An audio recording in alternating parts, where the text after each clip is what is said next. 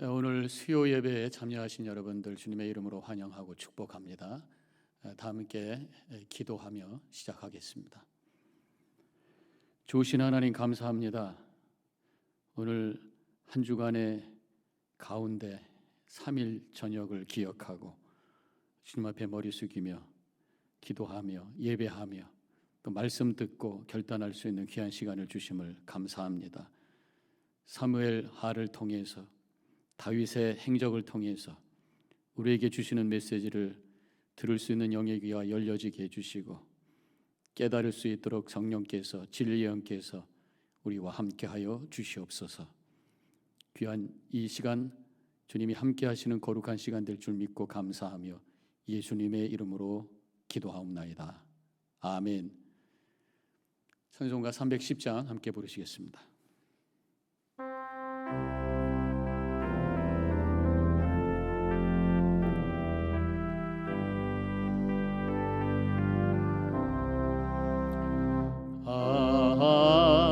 하나님의 은혜로 있을 데 없는 자 왜 구속하여 주는지 난 알 수 없도다. 내가 믿고 또 의지함은 내 모든 형편하시는 주님 늘 보호해 주실 것을 나는 확실히 아네. 왜 내게 굳센 믿음과 또 복음 주셔서 내 마음이 항상 편한지 난 알 수 없도다. 내가 믿고 또 의지함은 내 모든 형편하시는 주님 늘 보호해 주실 것을 나는 확실히 아네.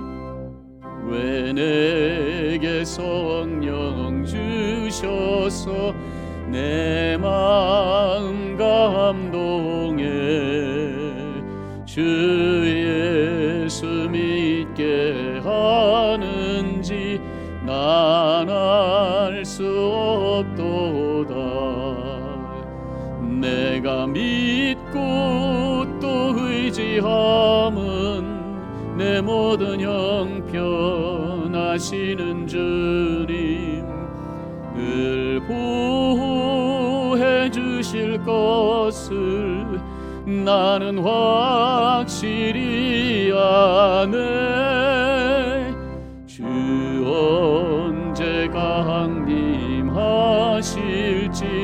혹밤에 혹낮에 또 주님 만나 그곳도 난 알 수 없도다. 내가 믿고 또 의지함은 내 모든 형편하시는 주님 늘 보호해 주실 것을 나는 확실히 아네.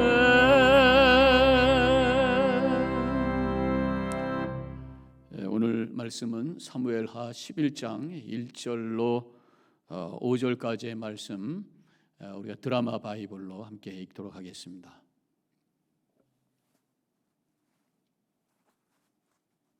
제11장.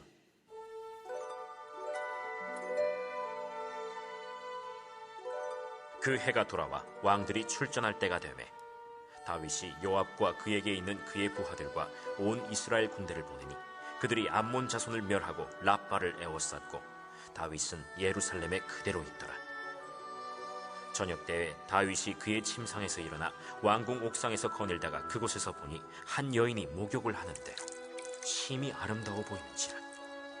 다윗이 사람을 보내 그 여인을 알아보게 하였더니 그가 아뢰되 그는 엘리암의 딸이요 햇사람 우리아의 아내 바세바가 아니니까.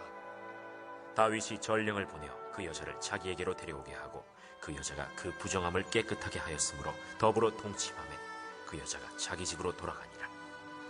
그 여인이 임신하매 사람을 보내 다윗에게 말하여 이르되 내가 임신하였나이다. 다윗이 오늘 5절까지의 말씀을 가지고 우리 송태근 목사님께서 오늘도 귀한 말씀을 주시겠습니다. 많은 은혜 받으시기 바랍니다. 오늘 하필 또 그 본문이 사무엘하 11장이면서 제목도 아주 불편한 제목이죠. 무너지는 인생의 특징. 물리적인 무너짐도 징후가 있죠. 징후가 지진이 임하기 전에는 우리가 사람이 감지할 수 없는 그런 징후들이 곳곳에서 나타납니다.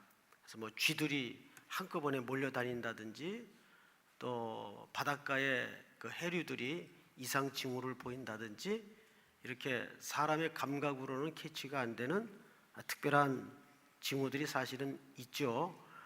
그러다가 그것이 누적이 되면 이제 터지는 겁니다. 그러니까 무엇이든지 갑작스럽게 되어지는 일은 없습니다. 항상 하나님께서는 사인을 보내고 경고를 보내시고 징후를 보이시죠.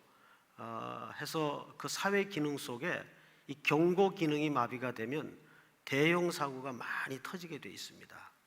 우리 근현대 사회도 그런 신뢰를 얼마든지 들 수가 있지 않습니까? 교회도 마찬가지예요. 경고 기능이 마비될 때 어느 날 갑자기 큰일을 당하거나 무너질 수밖에 없습니다. 오늘 우리는 지금까지는 다윗이 너무너무 잘 상승 곡선을 타고 있는 그림을 보아왔습니다. 잘 돼도 너무 잘 됐어요. 그냥 하나님이 막 밀어주는 것이 이렇게 곳곳에서 절절마다 보여요. 자, 그런데 한번 여쭤볼게요. 이건 음식하는 분들은 답할 수 있는 문제인데 그 음식이 진짜 맛있는 음식인지 맛없는 음식인지는 더울 때 판별이 됩니까? 식었을 때 판별이 됩니까? 금방 답이 나오네요. 맞습니다. 도시락이 맛있는 도시락인지 아닌지를 진짜 그 맛은 더울 때는 잘 몰라요. 그런데 그 도시락이 식었을 때, 음식이 식었을 때 이게 맛있는 음식이다 아니다가 드러납니다. 왜냐하면 사람의 신앙이라는 게 기계하고 달라서 또 인성과 이성과 지성을 갖고 있기 때문에 그 감정도 있지 않습니까? 거기에 연약해서 굴곡이 많아요. 그래서 올라갈 때가 있으면 내려갈 때가 있고 또 바닥을 칠 때도 있고 그때 그 사람의 신앙 실력이 언제 드러나냐 하면 바닥을 칠 때 정말 드러납니다. 근데 오늘 우리는 다윗의 이 절정기에 맞이한 위기를 통해서 인간의 모든 추함이 다 어떻게 폭로가 되는가를 한번 보도록 하십시다. 우리 11장 1절을 한번 볼까요? 그 해가 돌아와 왕들이 출전할 때가 되매 다윗이 요압과 그에게 있는 그의 부하들과 온 이스라엘 군대를 보내니 그들이 암몬 자손을 멸하고 라빠를 에워쌌고 다윗은 예루살렘에 그대로 있더라.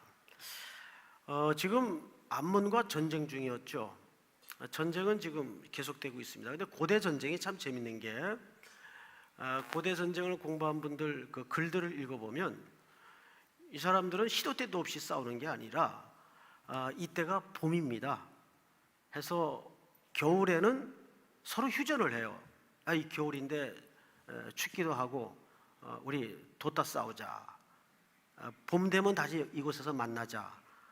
그 얘기입니다. 출전할 때가 됐다 그 말이에요. 시기적으로는 봄을 얘기합니다. 그래서 그 해가 돌아와 왕들이 출전할 때가 되매 항상 이때는 뭐 커다란 국가 조직이 아니니까 고대 사회니까 국가래야 왕들이 직접 항상 싸우던 때입니다. 그리고 그러한 모습은 이스라엘이 왕을 구할 때 원래 그렸던 그림이었어요. 우리도 좀 저렇게 조직적으로 움직일 수 있는 보이는 왕이 있어서 이런 전쟁이 일어날 때 왕이 제일 앞에 서서 좀 진두지휘를 하고 리더십을 발휘하고 좀 차고 나갔으면 좋겠다. 그 그림이었어요. 그런데 하나님이 너무 밀어주셨어요. 그래서 주변에 모압 그리고 블레셋 모든 국가들이 다 다윗 손으로 넘어오고 있던 때입니다. 근데 지난주 우리는 그 조문단에 대한 오해로 암몬과 전쟁이 벌어지는 걸 봤죠. 지금 그 암몬과 전쟁을 벌이다가 겨울이 되어서 쉬었어요. 그리고 해가 돌아와 이제 왕들이 다시 봄이니까 우리 지난해 싸우던 거 계속하자 이렇게 된 겁니다. 전쟁을 벌린 겁니다. 자, 그런데 다윗 왕이 암몬에게 그 부왕이 죽었죠. 그리고 아들 한온이 왕이 됐는데 조문단을 보냅니다. 근데 조문단을 뭘로 오해를 했습니까? 스파이로 오해를 했어요. 근데 그게 어거지나 억지가 아닙니다. 생각을 해보십시오. 주변의 모든 국가가 사실은 다윗이 광야 시절 도망 다닐 때 전부 다윗에게 은혜를 베풀었던 나라입니다. 그런데도 다윗이 왕이 되자마자 백성들과 함께 하나님의 이름으로 무자비하게 복수국을 벌려요. 그리고 나라를 집어삼킵니다. 암몬도 어떤 의미에서는 다윗에게 은혜를 베풀었던 나라입니다. 그런데 부왕이 죽자마자 갑자기 일단의 군사들을 보내서 조문단이라고 들어오니 스파이라고 오해를 할 수 있을까요? 할 수 없을까요? 할 수 있는 거죠. 이 스파이 아니냐?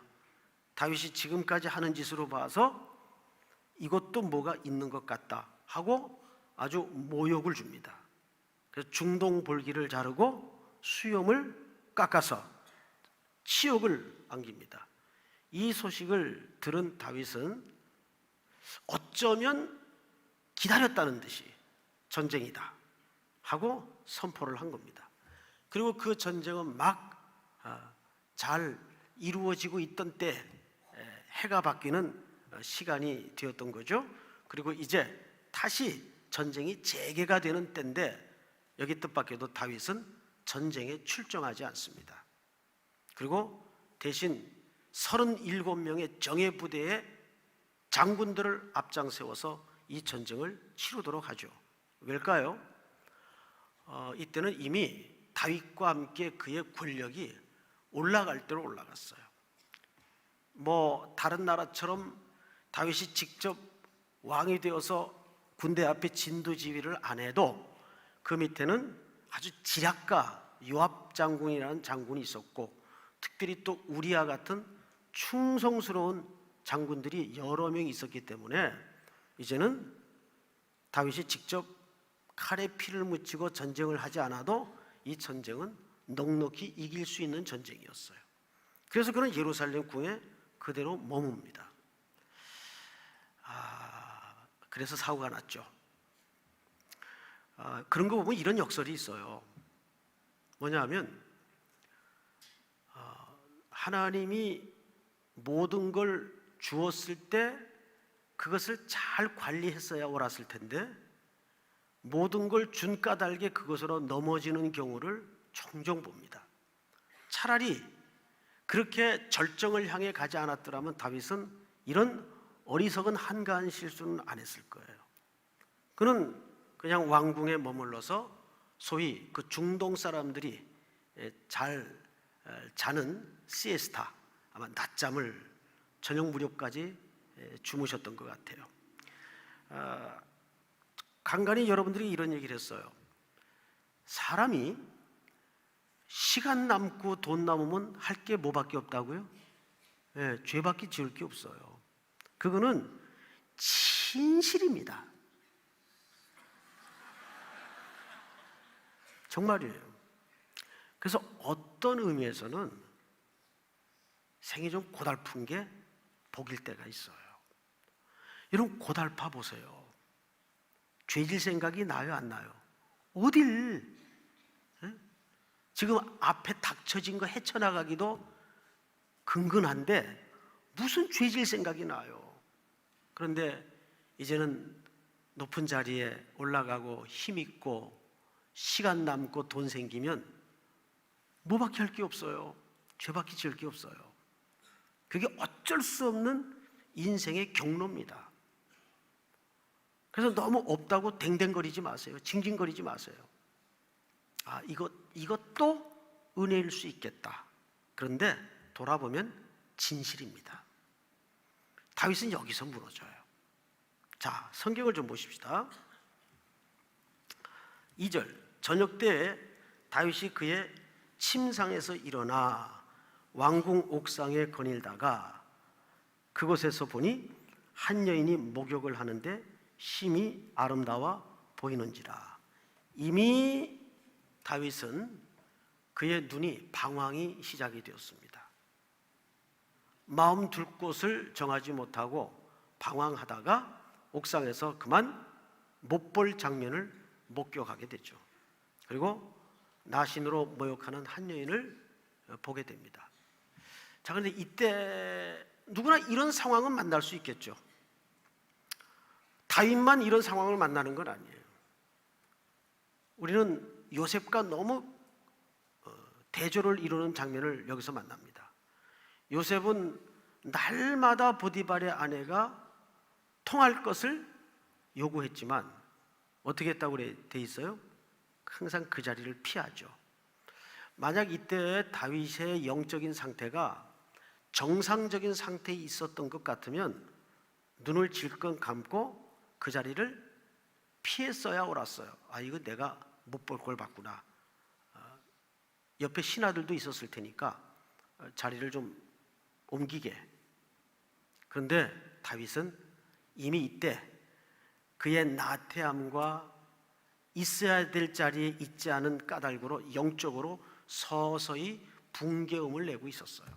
우리 성경 본문 하나를 좀 볼까요? 자막을 좀 보십시다. 우리 같이 한번 읽을까요? 시작. 오직 각 사람이 시험을 받는 것은 자기 욕심에 빌려 미혹됨이니 욕심이 잉태한즉 죄를 낳고 죄가 장성한즉 사망을 낳느니라. 네.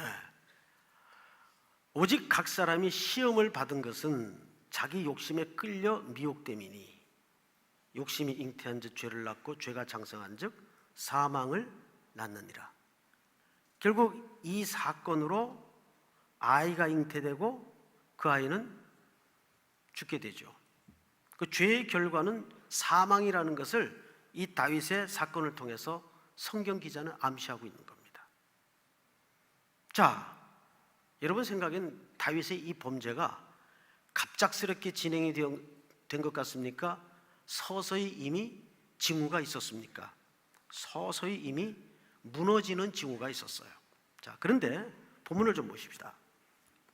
3절 한번 같이 읽어보십시다. 시작. 다윗이 사람을 보내 그 여인을 알아보게 하였더니 그가 아뢰되 그는 엘리암의 딸이요 햇사람 우리아의 아내 바세바가 아니니까 하니. 자, 이 어법이 어떻게 들려집니까? 그는 엘리암의 딸이요 햇사람 우리아의 아내 바세바입니다가 아니라 바세바가 아니니까. 이게 무슨 어법이에요? 말도 안 되는 대상 아닙니까? 이 얘기예요. 누가? 지금 다윗이 음흉한 마음을 품고 알아보도록 한 그 여인이 누구의 아내예요? 지금 자기의 생명과 나라의 안위를 대신해서 나가 싸우는 충성스러운 장군 중의 장군인 우리아의 아내라는 정보를 부하가 갖고 왔어요. 그 어법이 이 여인은 손대서는 안 되는 대상입니다 라는 암시가 이 속에 담겨 있죠. 어법 속에. 그런데 다윗이 무슨 짓을 합니까? 4절 제가 읽습니다. 다윗이 전령을 보내요. 이게 참 너무 말이 안 되는 게 그런 여인을 마음에 품고 있었다 하더라도 죄를 지려면 몰래 밤에 어느 왕처럼 변장을 해서 이렇게 골목골목을 살살 가서 살짝 어떻게 하든지 이게 아니라 아예 대놓고 우리아의 아내라는 사실을 정보원이 갖고 왔음에도 불구하고 대놓고 어떡합니까? 데려오라 그럽니다. 무서운 거죠. 자, 이게 뭐의 위험성이에요? 절대 권력의 위험성이에요. 이미 이 죄는 노출이 될 정도로 드러나도록 돼 있어요. 심부름한 사람만 지금 몇 명입니까? 전부 계속 나와요. 계속 여러 사람이 심부름을 합니다. 다윗은 혼자 살살 가서 죄진 게 아니에요. 자기는 직접 손대지 않고 계속 사람을 이 사람 부르고 저 사람 부르고 심부름을 시킵니다. 뭘 이용해서? 우월적 지위를 이용해서. 여러분, 그래서 제일 악한 나쁜 죄가 뭐냐 하면 자기의 우월적 지위를 이용해서 그 사람이 그 죄에 들어올 수밖에 없도록 올가매는, 서서히 잡아먹는 그런 행위가 가장 악질적입니다. 그것은 우리 종교인들 사이에도 가능합니다. 우월적 지위를 이용해서 서서히 올가매어 무너뜨리게 합니다. 그러니까 다윗이 저지른 이 죄는 언젠가는 드러나도록 돼 있어요. 항상 여러분들이 이런 유혹이 눈앞에 갈등을 일으키고 왔다 갔다 할 때마다 한 가지 명심하세요. 이건 언젠간 드러난다. 믿으시기 바랍니다. 정말입니다. 이건 무슨 위협을 하는 게 아니라 사실이에요. 다윗의 이 죄도 언젠가는 드러나게 돼 있어요. 자, 그런데 또 보십시다. 4절, 밧세바가 아니니까 다윗이 전령을 보내어 그 여자를 자기에게로 데려오게 하고 그 여자가 그 부정함을 깨끗하게 하였으므로 더불어 동침하며 그 여자가 자기 집으로 돌아가니라. 자, 데려왔는데 그 여자가 무슨 기간이었죠? 부정한 기간이었어요. 부정하다는 것은 레위기 속에 여인의 한 달에 한 번씩 걸리는 생리 기간을 얘기합니다. 여긴 두 가지 의미가 있어요. 첫째, 이 표현이 왜 성경에 암시되고 있을까요? 첫째는 죄라는 놈의 집요성입니다. 죄는 우리 영혼에 한번 착근이 되면 거머리 같아요. 여러분, 어릴 적에 개울가에서 놀다가 거머리 물려본 적 있나요? 저는 어릴 적에 그 거머리에 물려본 적이 있어요. 이 거머리가 시커멓게 돼가지고 아주 보기도 흉해요. 그 해삼 줄여놓은 것 같아요. 해삼. 그게 이 종단지 같은 데 붙으면 손으로 잡아 떼도 이 흡착력이 얼마나 강한지 안 떨어져요. 그러면 이제 어린 나이에 겁이 나니까 왕 하고 울어요. 그러면 그놈을 잡아 떼는 방법이 있어요. 형들이 고무신 짝을 벗어다, 그때는 다 고무신들 신고 다녔으니까 고무신 벗어가지고 거머리를 붙어있는 걸 이제 때립니다. 그러면 아프죠? 그 죽으라고 옵니다. 근데 그제야 이 거머리가 떨어져요. 근데 떨어질 때 보면 그냥 물러가는 법이 없어요. 이놈은 나중에 한번 기회가 되면 물려보세요. 이놈은 반드시 피를 보고야 떨어집니다. 아주. 그래서 악작 갖고 질긴 사람을 뭐라 그러냐면 이 거머리 같은 놈 그래요. 거머리 같은 놈. 죄가 그래요. 죄는 절대, 특별히 이런 음욕의 죄는 들어오면 그냥 떨어지질 않아요. 피를 보고 떨어져요. 무서워요. 지금 자기에게는 생명 같은 부하예요. 그런데 남의 아내를 건드리는 것은 우리 지난주에 뭐라 그랬죠? 간음이라 그랬어요. 간음은 죽이라 그랬어요. 다윗은 죽을 죄를 짓고 있는 겁니다.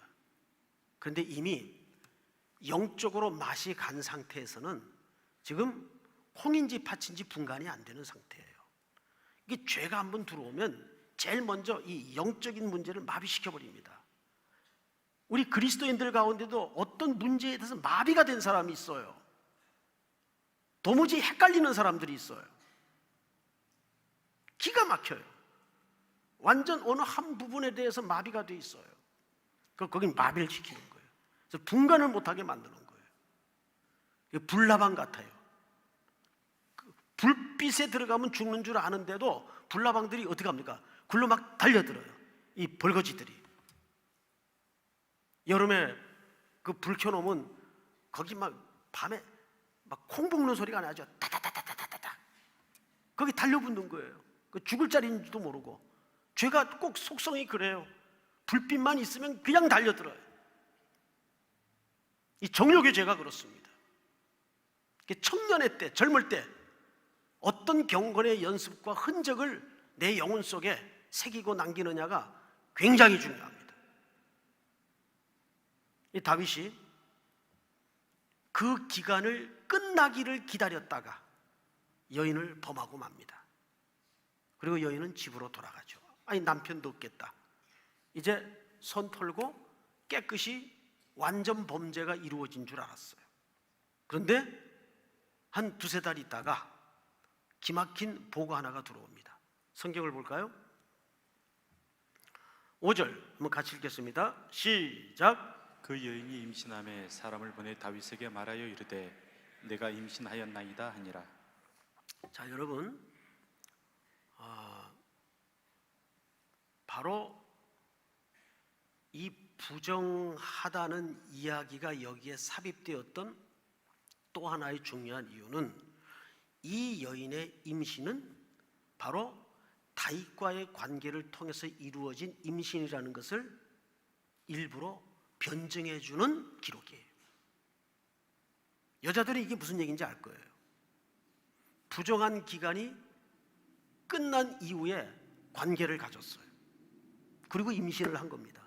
이거 누구 아입니까? 남편도 전쟁터에 나가 있는데 성령으로 잉태된 것도 아닐 거고 다윗의 아이입니다. 다윗의 죄를 하나님께서 일부러 서서히 열어놓는 겁니다. 밝히는 겁니다. 얼마나 지금 네가 무서운 짓을 하고 있는지 아느냐? 다윗의 죄를 밝혀놓고 있는 거예요. 자, 그런데 6절 다윗이 요압에게 기별하여, 국방부 장관입니다. 햇사람 우리야를 내게 보내라 하매 요압이 우리야를 다윗에게로 보내니 7절 다 같이 시작. 우리야가 다윗에게 이르매 다윗이 요압의 안부와 군사의 안부와 싸움이 어떠했는지를 묻고 그가 또 우리야에게 이르되 네 집으로 내려가서 발을 씻으라 하니 우리야가 왕궁에서 나가매 왕의 음식물이 뒤따라 가니라. 9절 다 같이 시작. 그러나 우리야는 집으로 내려가지 아니하고 왕궁문에서 그의 주의 모든 부하들과 더불어 잔지라. 아주 다윗이 비열하고 무섭습니다. 여러분 항상 이걸 아셔야 됩니다. 사람이 한번 죄의 덫에 걸리면 그 죄를 덮기 위해서 계속 죄는 꼬리를 물게 돼 있어요. 무슨 짓을 합니까? 자기가 그의 아내 임신시킨 것을 덮기 위해서 급하게 요압 장군을 통해서 우리야를 갑자기 쉽게 얘기하면 휴가 명령을 내린 거예요. 여기 이런 은유적인 표현이 있죠. 8절 그가 또 우리야에게 이르되 네 집으로 내려가서 발을 씻으라. 이 말은 부부관계를 얘기하는 거예요. 고대의 표현이죠. 발을 씻으라. 그리고 뒤에 음식물이 줄줄이 따라 들어갑니다. 마음껏 먹고 취해서 오늘 며칠 좀 회포를 풀다 가라 그 말이에요. 그래야 그 태중의 생명이 누구의 생명인지 그때 무슨 DNA 감식을 해볼게요. 어떡할 거예요? 유전자 검사를 해볼 거예요.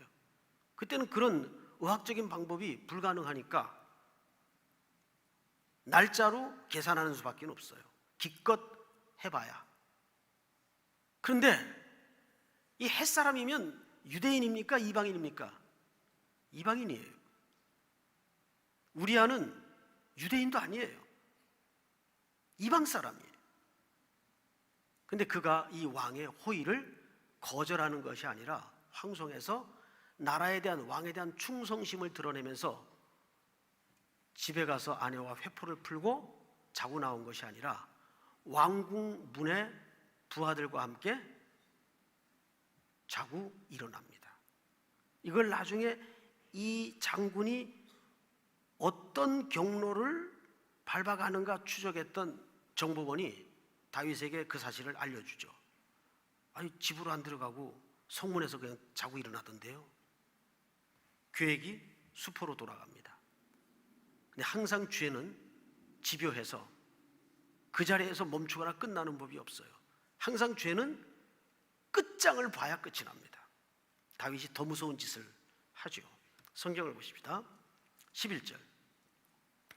우리아가 다윗에게 아뢰되 언약궤와 이스라엘과 유다가 야영 중에 있고 내 주 요압과 내 왕의 부하들이 바깥들에 진치고 있거늘 내가 어찌 내 집에 가서 먹고 마시고 내 처와 같이 자리이까? 내가 이 일을 행하지 아니하기로 왕의 살아계심과 왕의 혼의 살아계심을 두고 맹세하나이다 하니라. 자, 여러분 이제 앞을 보십시다. 신비할 정도의 경건이죠. 어떤 신학자가 이 대목에서 굉장히 절묘한 얘기를 하나 기록해냅니다. 다윗과 의도적인 비교라고 얘기를 합니다. 햇사람이에요. 그건 다윗의 부하예요. 그런데 다윗은 이스라엘의 왕이에요. 정통 유대인이에요. 근데 다윗은 지금 하는 짓이 더 이상 사내로서 비열하기 짝이 없는 짓을 계속 음모를 꾸며나갑니다. 근데 반면 우리아는 신비할 정도의 경건을 유지합니다. 여기 언약궤를 언급하는 것으로 봐서 분명 그는 깊은 신앙심을 가지고 고백한 이야기예요. 자, 그러자 궁궐 안에는 바쁘게 돌아갑니다. 자, 성경을 좀 볼까요? 12절. 다윗이 우리아에게 이르되 오늘도 여기 있으라. 내일은 내가 너를 보내리라. 전쟁터로 다시 보내리라 그 말이에요. 우리아가 그날에 예루살렘에 머물다 이튿날 다윗이 그를 불러서 그로 그 앞에 먹고 마시고 취하게 하니 이제는 뭘 먹입니까? 진탕 술을 먹입니다. 그러면 혹 이 자가 마음이 동해서 집에 하룻밤 들렀다 오지 않을까? 근데 그것도 계획대로 되질 않아요. 그로 그 앞에서 먹고 마시고 취하게 하니 저녁 때 그가 나가서 그의 주의 부하들과 더불어 침상에 눕고 그의 집으로 내려가지 아니하니라. 이 우리아도 참 연구 대상이에요. 제가 볼 때는 이럴 수가 있나요? 이것은 어느 신학자의 말처럼 진술처럼 다윗의 사악을 드러내는 하나의 대조되는 그림이죠. 그러니까 진짜 남자로서는 왕으로서는 주군으로서는 하기 힘든 무서운 짓을 하는데 성경을 보십시다. 14절. 아침이 되매 다윗이 편지를 써서 우리아 손에 들려 전선에 나가 있는 요압 장군에게 편지 한 통을 보냅니다. 우리아 손에 들려서 그 편지 내용이 뭐냐면 16절 시작.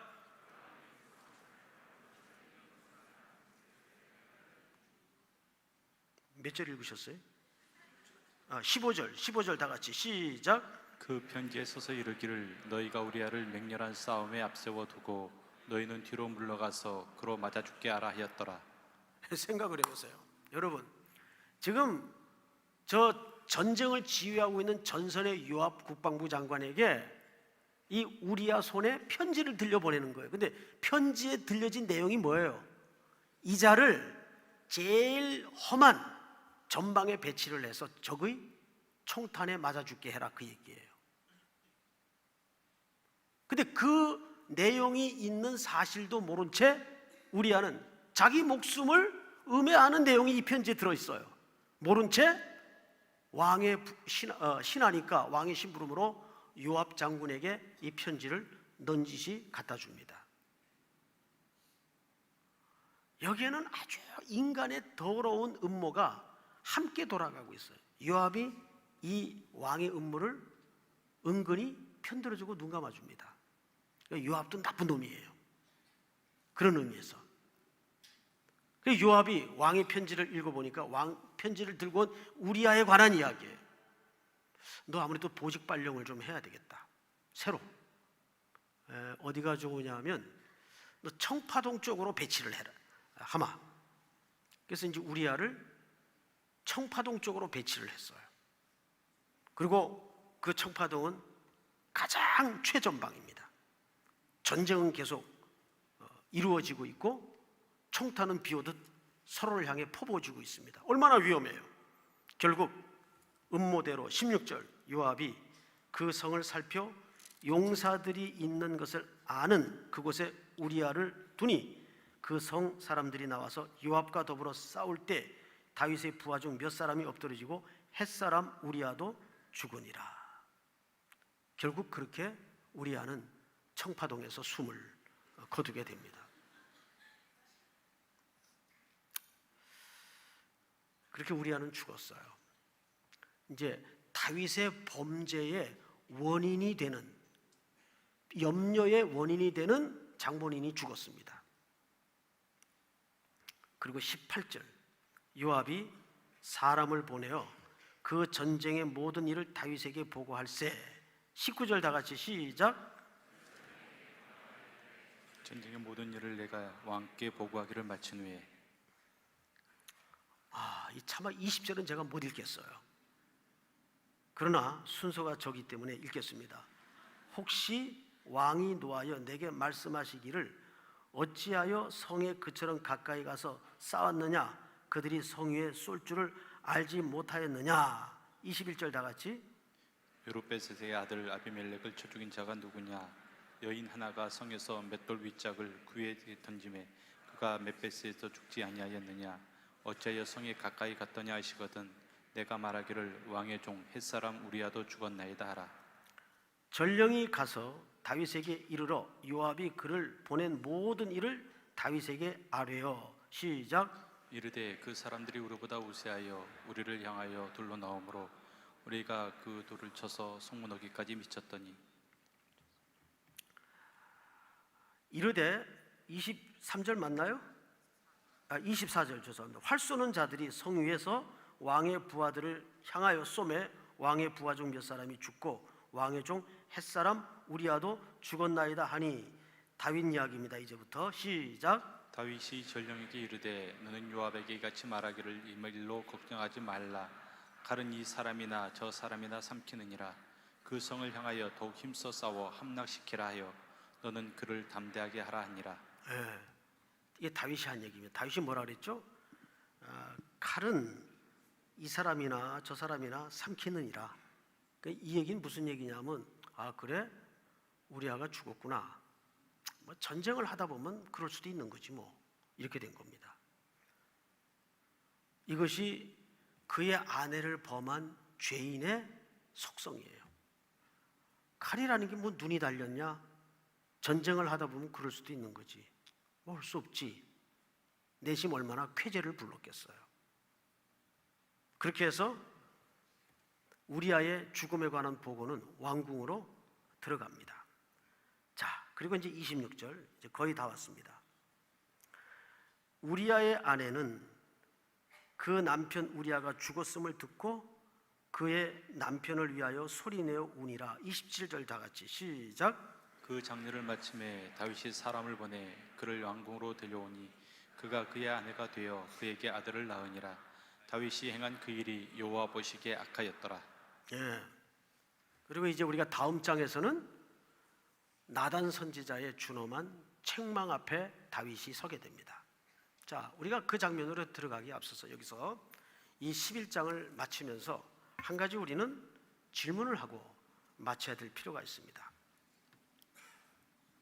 첫째, 그럼에도 왜 하나님은 다윗을 용서했을까? 그가 뭐 철저히 회개했기 때문이다. 맞아요, 회개했어요. 근데 과연 회개가 용서의 이유일까? 저는 그렇게 보지 않아요. 회개해야죠. 여기에는 더 근본적인 이유가 있습니다. 자, 우리 성경을 직접 한번 찾아볼까요? 역대하 21장을 열어보십시다. 역대하 21장.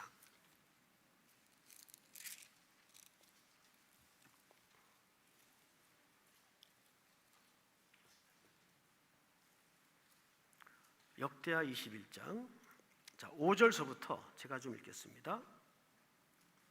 또 여호와의 성전 두마당에 하늘의 1월 성신을 위하여 제단을 쌓고 또 자기의 아들을 불 가운데로 지나게 하며 죄송합니다. 제가 지금 딴 데를 열왕기를 이상하다 이 구절이 아닌데 하면서도 지금 역대하 21장 지금 이 시간이 되면 눈이 거의 안 보여요. 자, 5절 21장 5절 여호람이 왕위에 오를 때 나이가 몇 살입니까? 30세라 예루살렘에서 8년 동안 다스리니라. 그가 이스라엘 왕들의 길로 행하여 아합의 집과 같이 하였으니 이는 아합의 딸이 그의 아내가 되었습니다.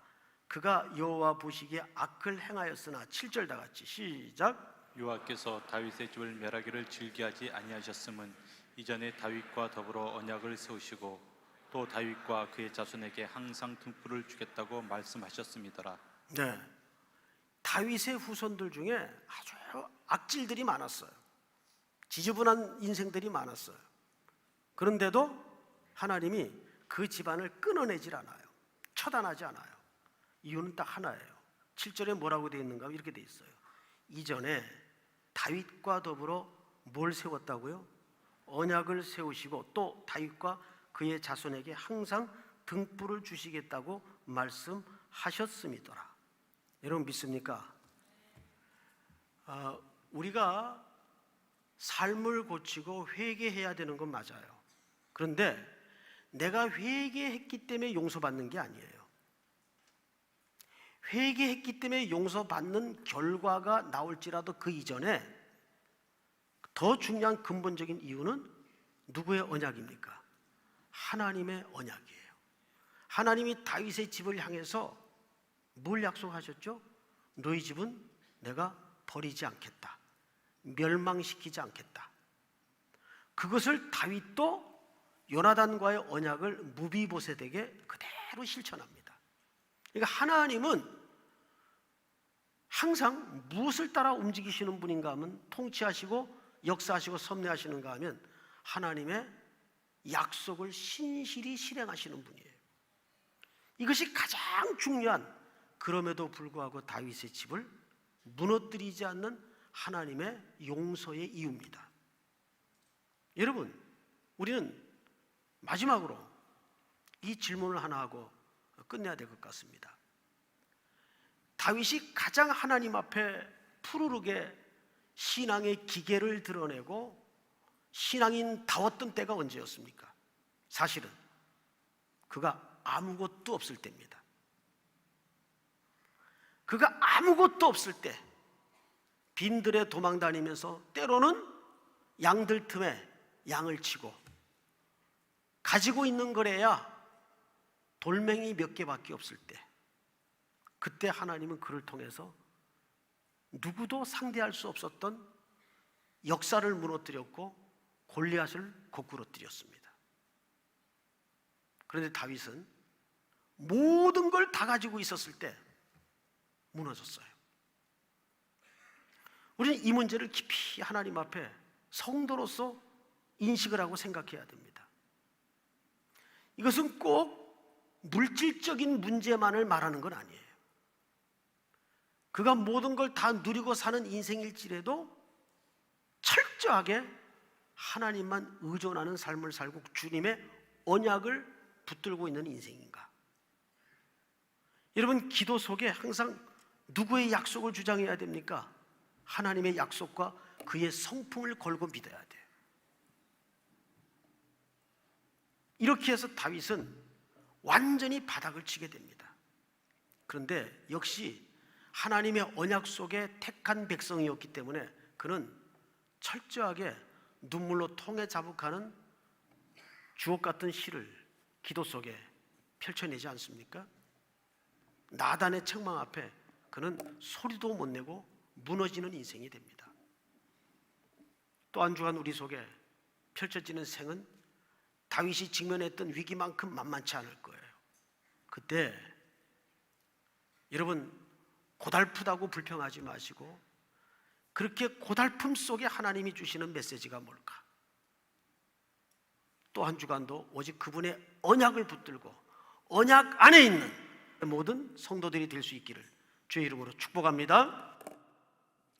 아멘. 오늘 말씀 통해서 다시 한번 신실하신 하나님을 보게 됩니다. 가장 약할 때, 가장 힘들 때 가장 위대한 역사를 이루었던 다윗, 가장 힘이 있을 때, 가장 성공하고 있을 때 오히려 큰 죄악 가운데 빠져 있었던 다윗의 모습이죠. 우리는 늘 주님 앞에 겸손해야 됩니다. 나를 드러내지 아니하고 주님 앞에 엎드릴 때에 오히려 가장 크게 쓰임받는 그런 인생이 되는 줄로 믿습니다. 오늘도 주님 앞에 겸손히 엎드려지는 이 저녁이 되시기를 바랍니다. 기도하십시다. 주님 감사합니다. 오늘 다윗의 이야기를 통해서 우리가 어떤 신앙의 삶을 살아야 될지를 깨닫게 해주심을 감사합니다. 겸손해지기 원합니다. 또 낮아지기를 원합니다. 하나님의 언약을 붙들기를 원합니다. 십자가 붙들기를 원합니다. 주님 앞에 엎드려 십자가 붙들고 나아감으로 하나님 앞에 쓰임받는 인생 되게 하옵시고 오히려 하나님 앞에 영광 돌릴 수 있는 복된 삶을 살아가는 저희들 되게 하여 주옵소서. 이쯤이면 됐다라는 그러한 자신감과 그러한 교만한 마음이 있을 때 오히려 죄 가운데 빠질 수 있을 때인 줄로 믿사오니 늘 하나님의 은혜 없이는 내가 살 수 없는 존재임을 고백하며 엎드려 주님만을 바라보며 나아갈 수 있는 겸손과 믿음을 더하여 주시옵소서. 감사하며 예수님의 이름으로 기도하옵나이다. 아멘.